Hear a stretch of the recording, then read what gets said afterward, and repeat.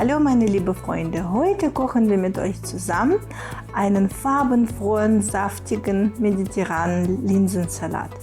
Schaut euch diese Farben an, das sieht nicht nur mega aus, das schmeckt wirklich sehr lecker. Also lasst uns kochen. Wie immer, damit es schneller geht, bereite ich alle meine Zutaten vor. Als erstes waschen wir unsere Tomaten und geben wir einen Esslöffel Öl, damit sie alle gut von dem Öl benetzt werden.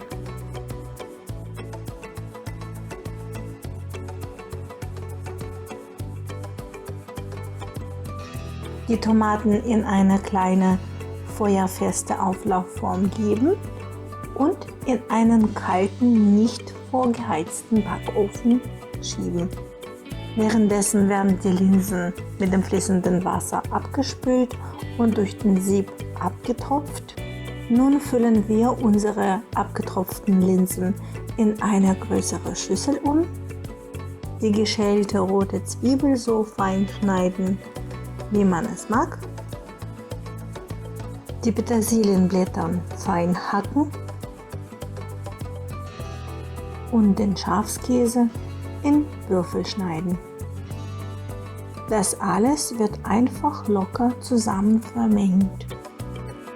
In einer Extraschüssel nehmen wir 2 Esslöffel Zitronensaft, am besten frisch gepresst, 4 Esslöffel Olivenöl, Pfeffer und Salz nach Geschmack,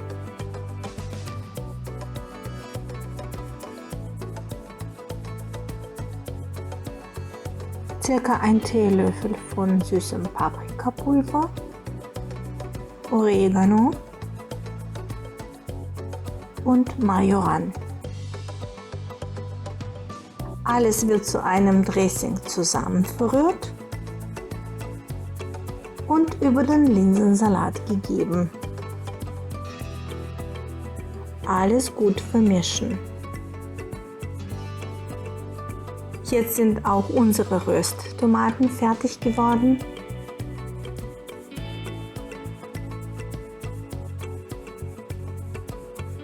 Die noch heißen Kirschtomaten ganz vorsichtig unterheben.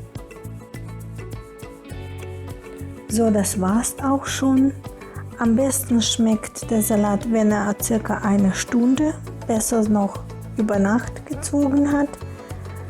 Ihr könnt beliebige Sorte von Linsen nehmen. Bitte immer die Packungsanweisung beim Kochen beachten.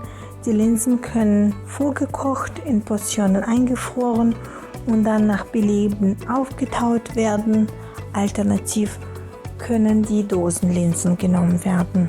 Meine Lieben, ihr sollt unbedingt diesen Salat nachmachen. Ihr werdet begeistert sein. Diese Farben, dieser Geschmack, hier stimmt einfach alles.